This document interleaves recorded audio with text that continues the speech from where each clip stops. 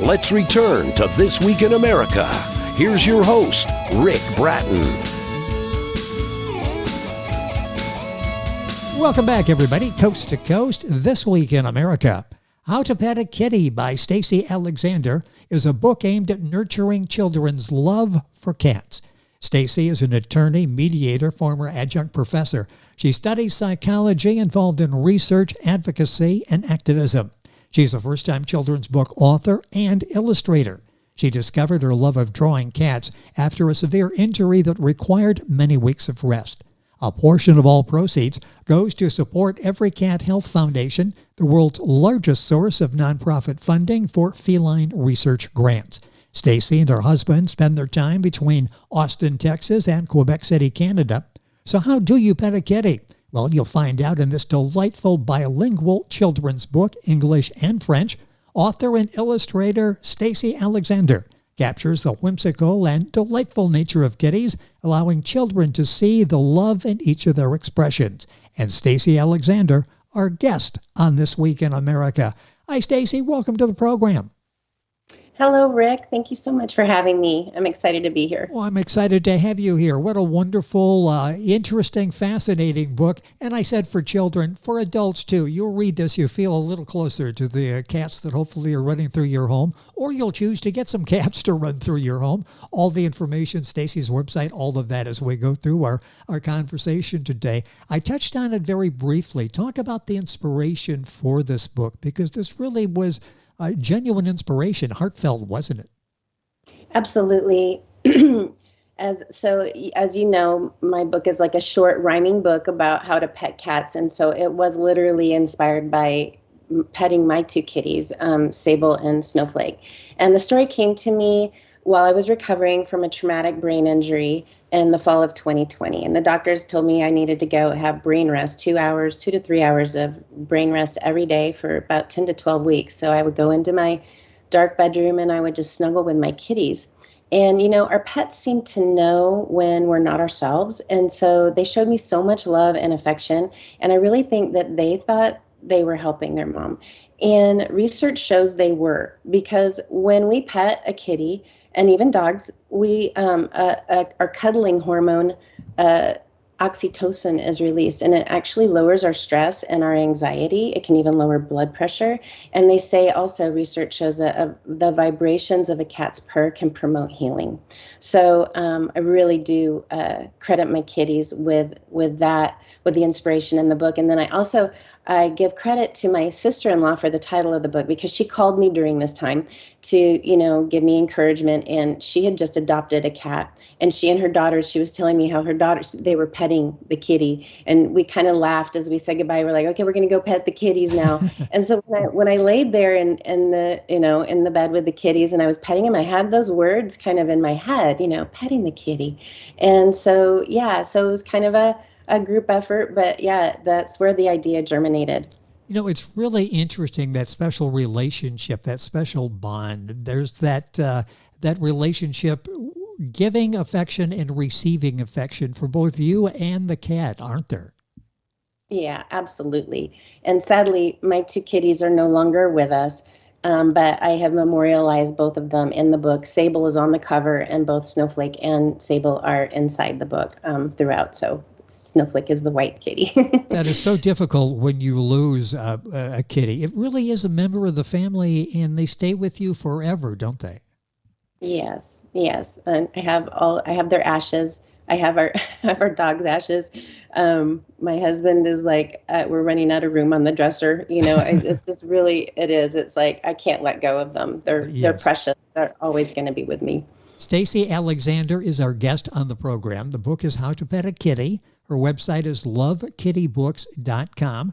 The book available wherever books are sold. A link on Amazon on our website. Of course, a link to Stacy's website, lovekittybooks.com. Checking you out on Facebook, and you can follow Stacy on Facebook, and we'll talk about that in a second. But it sounds like another book is ready to go, and you're looking for ideas for that book. Well, actually, I'm working on the illustrations for my second book right now.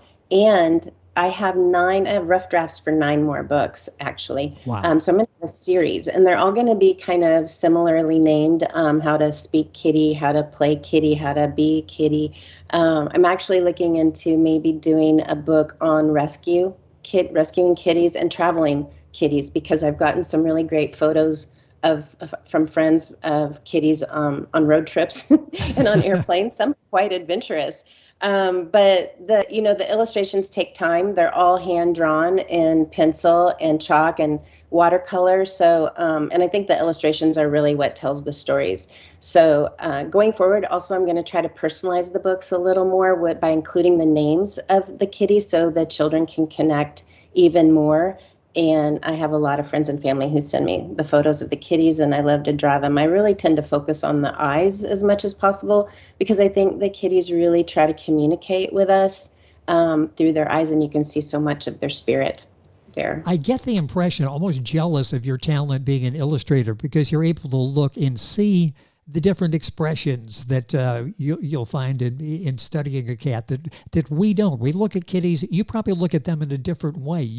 It's remarkable looking at the pictures in the book. You sort of see them in a different way, don't you? Well, I do. I've always been attracted to them in terms of just the cuteness, Yes. and how they do try to catch your attention with their eyes, and you wonder what they're thinking. But I couldn't draw Rick until after this head injury. So I'm kind of an anomaly. This is really interesting. I emerged from this brain rest period in December 2020, and I had kind of dictated the 10 rough drafts of these books onto my notes on my iPhone.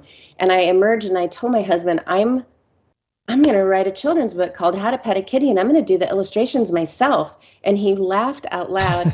And honestly, to his credit, I couldn't draw before. So he was like, okay, honey. But it was during COVID. So I got an instructor, and I had about 5 online classes.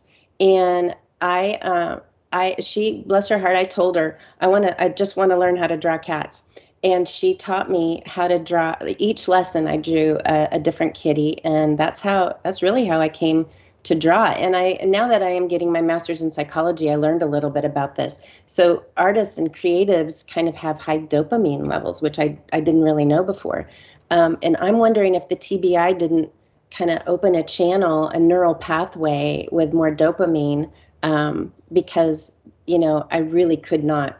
I did not have artistic talent before the head injury, interestingly. Well, now you do, and you've really nailed the art of drawing, the art of illustration, and it adds so much to the story. How to Pet a Kitty. The book is by Stacy Alexander. You'll find it wherever books are sold. Our website is lovekittyBooks.com. Links on our website, thisweekinamerica.us. I mentioned the book is bilingual, and it's fascinating reading the reviews. They love what you're doing. They love the story, reaching out, explaining to young people, starting a conversation in many cases about caring for a pet and that special bond that a human has with the pet. They also like the aspect of having it bilingual. Talk about that. I unwisely took Latin in school rather than an active modern language, so I'm not even going to try to pronounce the title in French. What is the title in English and in French? So it's How to Pet a Kitty, Como Câliner un Chat. And I came up with the idea of, my husband and I are learning French because we bought this condo in Quebec City, French-speaking Canada. And when I was finalizing the book last summer, you'd have to come here, but the Quebecois love cats. They just love cats. So you can go into bookstores, gift shops, art galleries, and you're going to see kitties displayed everywhere. So I thought, what better way to honor our new second home and the people here than to have it bilingual. And so, and I did a loose kind of Google Translate initially, but there are a lot of colloquialisms and manners of speaking here that I wanted to capture. So I had my Quebecois friends review it, and I'm kind of happy to say the French translation is spot on. And people really like that. This not only opens the conversation about kitties in our lives, but French as well, and introducing young readers English, give them a look at the French language, or vice versa. The book, How to Pet a Kitty by Stacy Alexander, our guest on the program. The book is very entertaining. It's enlightening. Is it also instrumental or instructional? Do you feel this is an instructional book as well? Absolutely, in a couple of ways. First, that I am trying to show the loving nature of kitty cats and the healing properties of their affection. I think kitties get a bad name. Sometimes people they don't appreciate their unpredictability, their independence, and unfortunately, there are a lot of wives' tales and superstitions around cats. But I feel they're marvelous little creatures. I was raised with cats, and I learned at a young age how to be gentle, how to show them understanding and be patient. And I think if you do that, even the most feral cats can be loyal and loving pets. So I'm hoping that this book shows how to pet the kitty, how to be gentle with the kitty, how to pay attention to their expressions, and then seeing the happiness, seeing the response of the kitties and how happy they are, which I really tried to convey in my illustrations. In this way, that will teach children how to care for them a little bit. And then secondly, like you mentioned, the language. This is, I think, a really great book for young English speakers trying to learn a little French, as well as young French speakers trying to learn a little English. In fact, I have a Quebecois friend here who bought a copy for her local library to help the little young French people learn a little bit of English and learn how to pet a kitty. So, and learning a second language is really good for the brain, opens up neural pathways, and it's also awesome for the cultural experience. So it's valuable for all of us. You mentioned buying a book for someone or giving it to a library or a neighbor child or your child or a baby shower. Interesting. In one of the reviews, they talked about this is such a great book. I bought a copy for a friend that's having a baby shower. I read the reviews. Very, very impressive. Do you take a look at what readers are saying about the book? Oh, sure, I do. And I'm so grateful for all of my good reviews. I'm proud that on Amazon I have all 5 stars. And yes, I love that people are very much appreciating the illustrations and the colors and the expressions of the kitties. People have told me that they come away feeling joyful, tranquil, calm. And I think that's also very important for children to have that.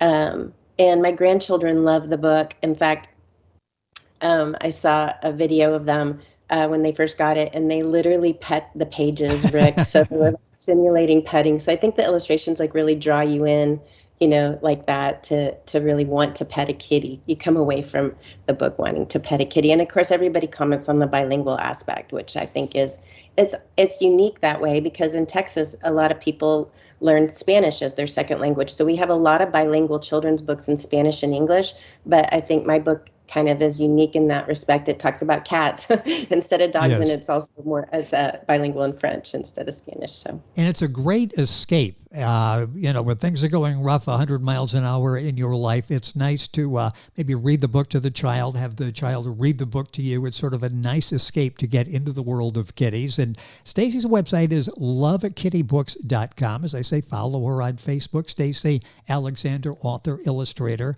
And of course, book available at Amazon, the usual places, links on our website. Did you work with anyone in this project that you would like to acknowledge that was there with you as you were writing How to Pet a Kitty? Oh, I'm so grateful for this question, Rick, because to me, this book was kind of a group effort. And I wanted to make a dedication, but that opportunity didn't present at publishing. But I had people that helped me all along the way. First, my graphic artist, or graphic design artist, is Vanessa Lively. She is a wonderful friend in Austin and also a brilliant singer-songwriter. And she told me that her 2 little boys helped her pick the complementary colors of the pages. And so you'll see the colors are quite vibrant and they accent well colors in my illustrations.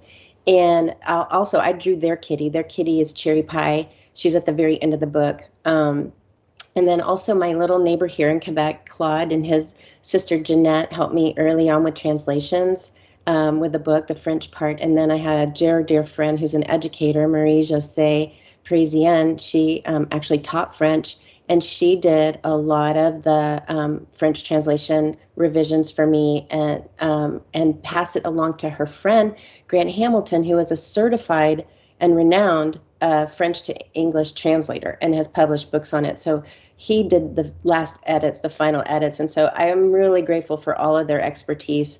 And I had several friends who proofread the English part of it. And then I had a fabulous social media marketing manager. Her name is Avery Cano, and she was really helpful in the early stages at the book launch and getting the book out. I really think that's how I got the reviews that I got, is she was really helping me. And then Book Baby Publishing was helpful along the way, and now Reader's Magnet is helping me promote. And this book is like a dream in the making for me. So I feel like it was a team effort, and I'm very, very grateful for all the help along the way. What was it like at the book launch? All you put into this, the team effort that you put together to be able to put together How to Pet a Kitty, the illustrations, the writing, the emotions that you went through in doing this. What was the book launch? To me, that would be like, wow, sort of a pinch yourself moment. I can't believe I'm here. This is actually happening. What was it like? It was fabulous. I had all my friends in Austin come. We had a little party we have a big deck in Austin overlooking the Capitol. It's really fun. And, I mentioned Vanessa. Vanessa is a singer-songwriter, so she brought her guitar. She sang some songs. We had champagne. Everybody brought their books for signing, and I sold some there too for signing. And it was just lovely. It was really lovely. In addition to all that you've got going on in writing the book and talking about the book, you've really looked at this from a philanthropic effort. What can I do to help the cause here? And I mentioned in the beginning, you chose Every Cat Health Foundation for a donation of the proceeds. What do they do, and why did you choose them? So, I picked Every Cat Health Foundation because they focus exclusively on supporting feline health. And I've had several cats over my lifetime, and sadly, they've all succumbed to one disease or another, and some of them even rare disease. So I really like the idea of their focus on research for cat health. If you look at their website, you can see that they're the world's only nonprofit focused solely on feline health research. And they award research grants. They educate veterinarians and even cat owners, and they're very transparent about their funding. So there are a lot of organizations, as you know, right, that support dogs and cats, and that's great. Obviously, I love all animals, and they all deserve our support. But because my book focuses uniquely on the delightful nature of kitties, I wanted to support an organization that is uniquely supportive, too, of kitties.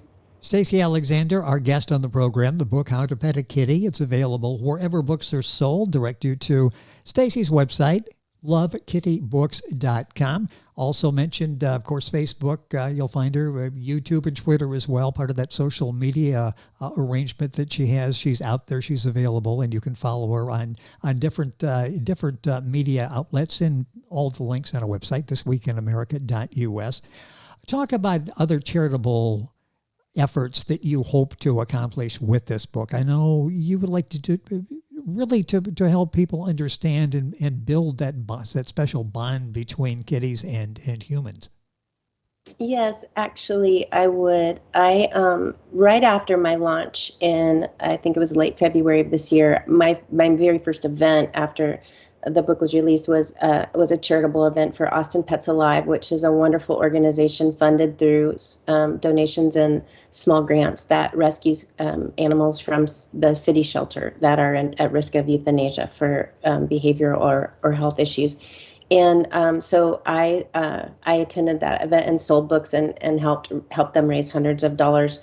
I would like to at some point partner with shelters somehow to offer my book to families with young children who are adopting kitties, because in a way it's kind of a lighthearted little instruction manual. In fact, all of them will be how to speak kitty, how to play kitty. They will all have some hopefully darling illustrations and some how-tos in terms of how to understand kitties better. So, and not charitable, but somewhat altruistic, is I plan to have a book giveaway contest at the Texas Book Festival this fall, November 16th and 17th. I'm going to have a table there. And I'm also planning on my website, so if people tune in either this fall or winter, I want to do a contest for entering your kitty to be in a future book. So if you submit a photo of a kitty in a certain pose, because each book will have some kind of a theme. So anyway, I plan on doing all of that.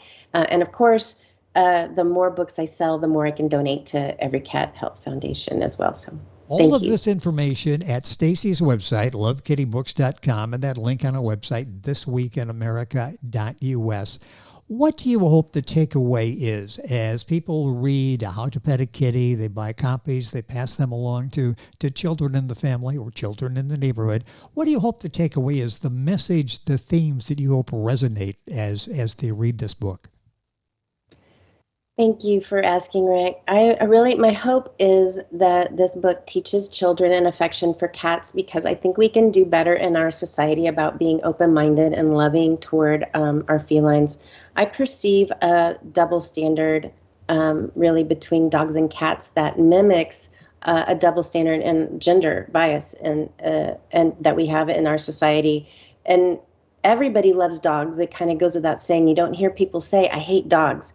But sadly, you do hear that about kitties, and it kind of breaks my heart whenever I hear that. I think a lot of people are raised with negative associations, unfortunately, if parents have allergies, or just they'd had a bad experience, and it may be inadvertent. But really what I'm hoping is that this book will expose children who may not experience having cats as a pet, but this way they can at least have a sense of the joy that kitties can bring, and then maybe they'll be cat owners as adults.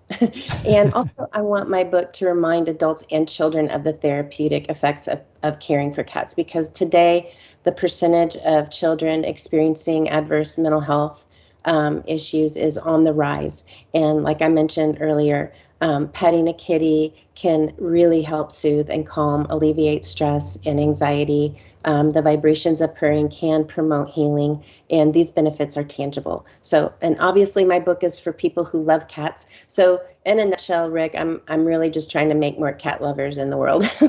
And good for you. We need more of that. And as you're reading this, even if you have a cat, you may have a new appreciation for that love of the kitty. And you may start paying more attention to the expression and studying the eyes and realize, I've always enjoyed my relationship. I love my kitty, but there's a whole new relationship that's unfolding. Exactly. It brings that relationship, that bond alive. It's so beautifully illustrated and wonderfully written. The book is How to Pet a Kitty by Stacy Alexander, our guest on the program. Our website, lovekitty.books.com. Stacy, a pleasure having you. I thank Reader's Magnet, self-publishing and marketing company, for arranging a conversation. Sounds like many more books to come, hopefully many more conversations. I love what you're doing. Remarkable job in bringing this special bond, this relationship to the public, and get us all thinking maybe a little bit differently about kitties and what they could bring to our lives. Thank you for being with us on the program. Thank you. Thank you so much for this opportunity, Rick. It has been our pleasure. Stacy Alexander. The book is How to Pet a Kitty. Book available French and English. The book available wherever books are sold. Stacy's website, lovekitty.books.com. Information on our website, thisweekinamerica.us. And we're back on today's program right after these messages. This Week in America is online. You can visit our website, thisweekinamerica.us. Scott Pinkerton, Associate Producer of This Week in America. Jay Anderson, Segment Producer. Ben Watson, Webmaster. Otto Bechet, Director of Engineering and TV Production. This Week in America produced and is a trademark of Blue Funk Broadcasting, LLC. For information on all of our guests and to listen to this week's show, our website again at thisweekinamerica.us. And I'm Sean Bratton, Executive Producer of This Week in America.